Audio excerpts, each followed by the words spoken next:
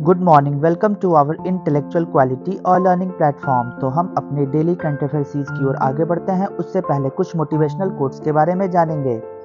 हार तो वो सबक है जो आपको बेहतर होने का मौका देगी, इसलिए हार से डरिए मत, निरंतर प्रयास करते रहिए, सफलता एक दिन अवश्य मिलेगी। तो इसी के साथ हम अपने डेली करंट अफेयर सीरीज की ओर आगे बढ़ते हैं। उससे पहले आप सभी लोग टेलीग्राम ग्रुप पर जुड़ जाइएगा। यहाँ पे आपको सारे पीडीएफ प्रोवाइड होंगे हमारे यूट्यूब सेशंस के। तो चलिए 10 मार्च 2024 के सारे करंट अफेयर्स को डिटेल में कवर करेंगे, तो वीडियो के अंत तक बने रहिएगा। क्वेश्चन नंबर 1, हाल ही में अंतर्राष्ट्रीय महिला दिवस 2024 के अवसर पर किसे राज्यसभा के लिए नामांकित किया गया? तो राइट आंसर होगा सुधा मूर्ति को। सुधा मूर्ति को हाल ही में नॉमिनेट किया गया है फॉर द राज्यसभा के लिए। तो किस ओकेजन के दौरान? तो इंटरनेशनल वुमेन्स डे 2024 के दौरान राज्यसभा में नियुक्त होने वाली सुधा मूर्ति को नियुक्त किया गया बाय द प्रेसिडेंट के द्वारा। तो चलिए जानते हैं इसके डिटेल पॉइंट्स के बारे में। लेखिका और समाज सेविका सुधा मूर्ति को राष्ट्रपति द्रौपदी मुर्मू ने राज्यसभा के लिए मनोनीत किया और सुश्री मूर्ति को बधाई देते हुए प्रधानमंत्री नरेंद्र मोदी ने कहा कि राज्यसभा में उनकी उपस्थिति देश की महिला शक्ति का एक शक्तिशाली प्रमाण है, क्योंकि यह घोषणा अंतर्राष्ट्रीय महिला दिवस पर हुई थी और इसी के दौरान भारत के राष्ट्रपति कला, साहित्य, विज्ञान और सामाजिक सेवाओं में उनके योगदान के लिए 12 सदस्यों को संसद के ऊपरी सदन में नामांकित कर सकते हैं। तो आपको ये पॉइंट्स को याद रखना होगा कि प्रेसिडेंट के पास ये पावर है कि वो 12 नॉमिनेटेड सदस्यों को राज्यसभा के लिए चुन सकते हैं, जो किससे बिलोंग होंगे? तो कला के क्षेत्र में, साहित्य, विज्ञान और सामाजिक सेवाओं से रिलेटेड वैसे फेमस पर्सनैलिटी को राज्यसभा के लिए मनोनीत किया जा सकता है। तो प्रेसिडेंट के द्वारा ये पावर है कि 12 सदस्यों को वो मनोनीत कर सकते हैं। इसी के दौरान आपको ये भी पॉइंट्स याद रखना होगा कि हाल ही में सुधा मूर्ति को अपॉइंट किया गया है, नॉमिनेट किया गया है फॉर द राज्यसभा के लिए बाई प्रेसिडेंट द्रौपदी मुर्मू जी के द्वारा। तो चलते हैं क्वेश्चन नंबर 2 की ओर। हाल ही में सांसद खेल महाकुंभ 3.0 को कहां शुरू हुआ है? तो राइट आंसर होगा हिमाचल प्रदेश। हिमाचल प्रदेश में हाल ही में शुरू किया गया संसद खेल महाकुंभ 3.0। तो जानते हैं इसके डिटेल पॉइंट्स के बारे में।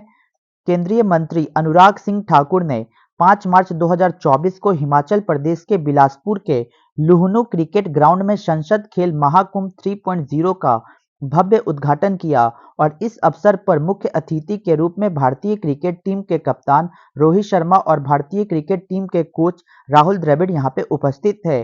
अनुराग ठाकुर ने महाकुंभ के भव्य आयोजन के लिए प्रधानमंत्री नरेंद्र मोदी के खेलोगे तो खिलोगे के को प्रेरणा बताया और सांसद खेल महाकुंभ बना हमीरपुर के खिलाड़ियों के लिए सबसे बड़ा मंच। सांसद खेल महाकुंभ 3.0 की शुरुआत हिमाचल प्रदेश के बिलासपुर में की गई और इस बार खेल महाकुंभ में वॉलीबॉल, कबड्डी, क्रिकेट, बास्केटबॉल और एथलेटिक्स को शामिल किया गया और सभी खेल विधाओं में ग्राम पंचायत स्तर की टीमों भाग लेंगी। लैंगिक समानता को बढ़ावा देने के लिए लड़के और लड़कियों के लिए अलग अलग श्रेणियां बनाई जाएगी। तो आपको ये पॉइंट्स को याद रखना होगा कि हाल ही में संसद खेल महाकुंभ 3.0 का उद्घाटन कहां पे किया गया? तो हिमाचल प्रदेश में इसका उद्घाटन हुआ। किस ग्राउंड पे? तो बिलासपुर के ग्राउंड में इसका आयोजन किया गया था और इसी के दौरान जो हमारे प्रधानमंत्री नरेंद्र मोदी का नारा है कि खेलोगे तभी खिलोगे, तो ये इंस्पिरेशंस को इस मंच के दौरान प्रस्तुत किया गया। तो चलिए चलते हैं क्वेश्चन नंबर नेक्स्ट 3 की ओर। हाल ही में किसान मित्र कार्यक्रम राइथू नेस्तम किसने लॉन्च किया है? तो राइट आंसर का तेलंगाना। तेलंगाना गवर्नमेंट के द्वारा हाल ही में किसान मित्र प्रोग्राम, जिसे राइथू नेस्तम के नाम से तेलंगाना में जाना जाता है, तो इस प्रोग्राम को हाल ही में तेलंगाना गवर्नमेंट के द्वारा लॉन्च किया गया। तो जानते हैं इसके डिटेल पॉइंट्स के बारे में।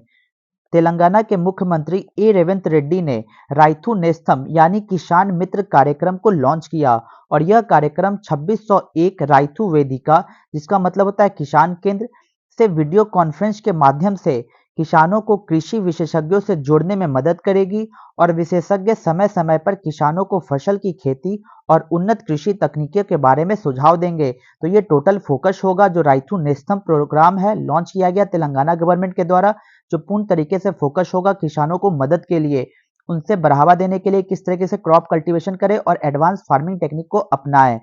तो इस कार्यक्रम के माध्यम से 110 किसान केंद्रों ने वीडियो कॉन्फ्रेंसिंग के माध्यम से जुड़कर कृषि वैज्ञानिकों और अधिकारियों से बातचीत की और अपनी समस्याओं के समाधान के लिए तकनीकी सलाह ली।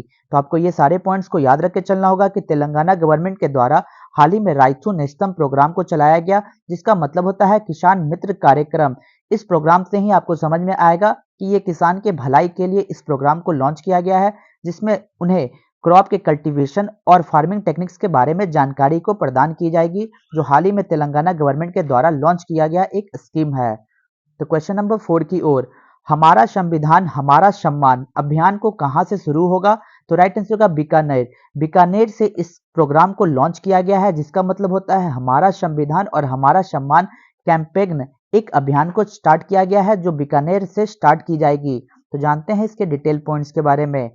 भारतीय गणतंत्र के 75वें वर्ष के उपलक्ष्य में 9 मार्च 2024 को राजस्थान के बीकानेर में हमारा संविधान हमारा सम्मान अभियान शुरू किया जाएगा, और इसी अभियान में कानून एवं न्याय मंत्री अर्जुन राम मेघवाल ने भारत के मुख्य न्यायाधीश न्यायमूर्ति डी.वाई. चंद्रचूड़, राजस्थान उच्च न्यायालय के मुख्य न्यायाधीश मनिंद्र मोहन श्रीवास्तव और राजस्थान के कानून मंत्री जोगा राम पटेल इसमें भाग लिए। और इसी के दौरान इस कार्यक्रम का उद्देश्य भारत के संविधान में निहित सिद्धांतों के प्रति हमारी सामूहिक प्रतिबद्धता की पुष्टि करना और हमारे देश को बांधने वाला साझा मूल्य को जश्न मनाना है। तो ये सारे फैक्ट्स को आपको याद रख के चलना होगा कि हाल ही में 75वां गणतंत्र दिवस को मनाने के उपलक्ष्य में जो हमारा संविधान और हमारा सम्मान अभियान को राजस्थान के बीकानेर से स्टार्ट किया गया, जो हमारे लॉ मिनिस्टर्स अर्जुन राम मेघवाल जी के द्वारा इसे स्टार्ट किया गया। तो आपको ये पॉइंट्स को याद रख के चलना होगा। तो चलते हैं इसी के साथ क्वेश्चन नंबर 5 की ओर। हाल ही में नई दिल्ली में पहला राष्ट्रीय सर्जक पुरस्कार किसने प्रदान किया है? तो राइट आंसर का प्राइम मिनिस्टर। प्राइम मिनिस्टर के दौरान हाल ही में नेशनल क्रिएटर अवार्ड्स के लिए स्टार्ट किया गया एक पहल को की गई कि पूरी दुनिया में पहली बार ऐसा हुआ कि इंडिया के प्राइम मिनिस्टर के द्वारा first national initiator means creator award को प्रस्तुत किया गया for the new gen creator के मामले में, जो हमारे गवर्नमेंट ऑफ इंडिया के द्वारा ये ऑथराइज किया गया और इनको अवार्ड से सम्मानित की गई। तो जानते हैं इसके डिटेल पॉइंट्स के बारे में।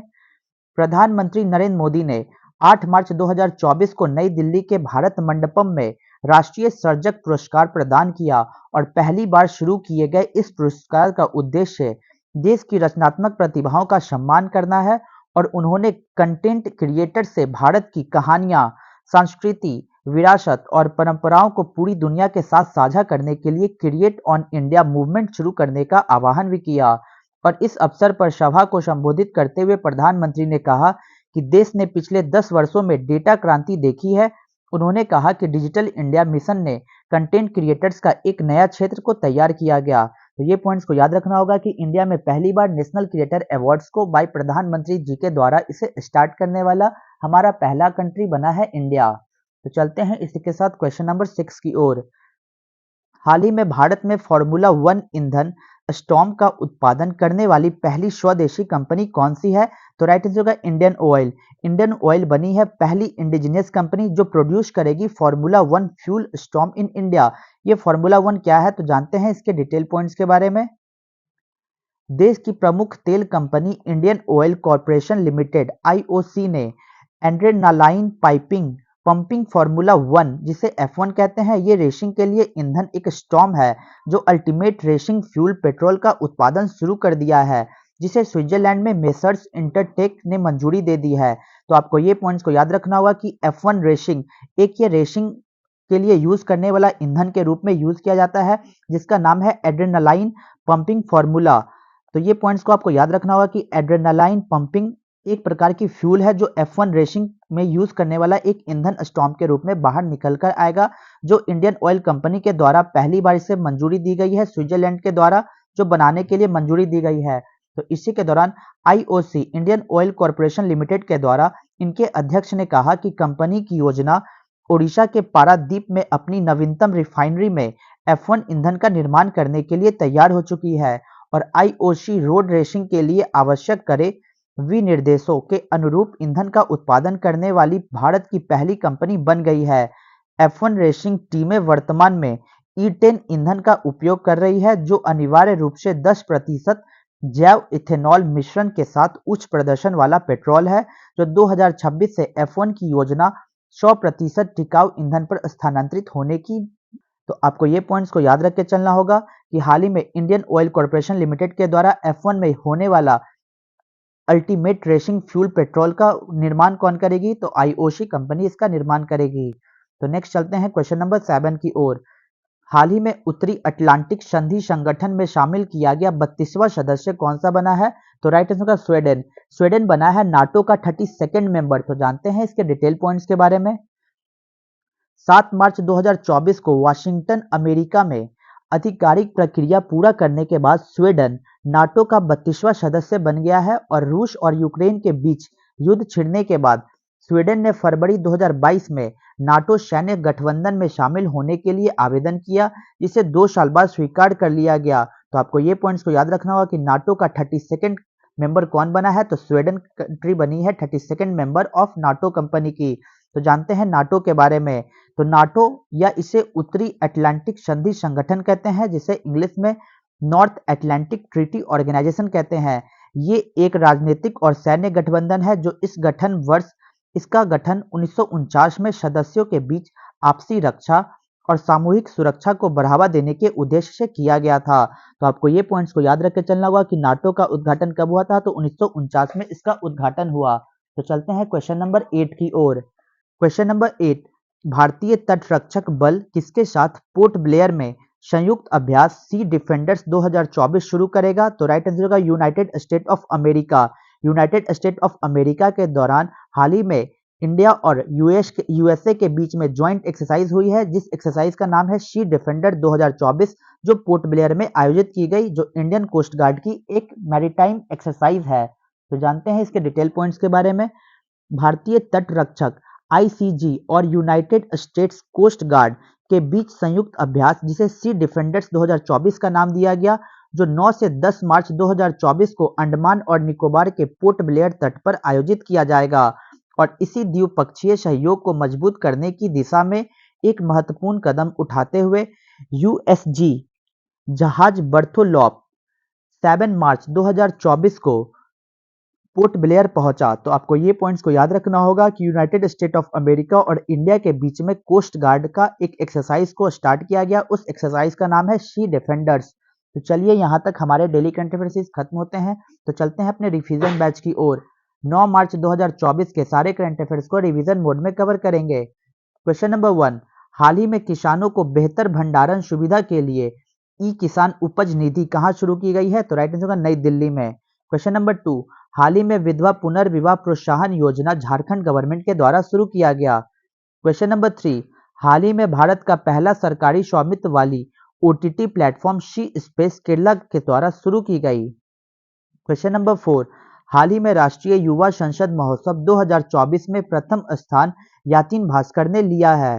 क्वेश्चन नंबर 5, हाल ही में भारत का पहला एआई शिक्षक आइरिस केरला में लॉन्च किया गया। क्वेश्चन नंबर 6, हाल ही में विश्व आर्थिक मंच ने भारत में कहां एआई केंद्र स्थापित करने के लिए एक समझौता पर हस्ताक्षर किया है? तो कर्नाटका में। क्वेश्चन नंबर 7, हाल ही में महिला क्रिकेट इतिहास में सबसे तेज गेंद फेंकने वाली शबनीम इस्माइल किस देश से बिलोंग रखती है? तो साउथ अफ्रीका से। क्वेश्चन नंबर 8, हाल ही में वैश्विक मीथेन उत्सर्जन पर नजर रखने के लिए मीथेन सैट उपग्रह किसने लॉन्च किया है? तो स्पेस एक्स के द्वारा लॉन्च किया गया। तो चलते हैं अपने क्वेश्चन ऑफ द डे पे। तो आज का हमारा क्वेश्चन क्या है? What is the minimum age prescribed by the Constitution of India for a candidate seeking election to a state legislative assembly? किसी राज्य विधानसभा के लिए चुनाव लड़ने वाली उम्मीदवारों के लिए भारत के संविधान द्वारा निर्धारित न्यूनतम आयु क्या है? ऑप्शन ए 21 वर्ष, option B 25 years, option C 30 years या ऑप्शन डी 35 ईयर्स। तो आपको आंसर कमेंट बॉक्स में देना होगा। तो यहाँ तक वीडियो को देखने के लिए thank you so much guys. Video को ज़्यादा से ज़्यादा हो सके तो लाइक शेयर और सब्सक्राइब करें ताकि और भी कंटेंट आपके पास पहुंच जाए। जय हिंद, जय भारत दोस्तों।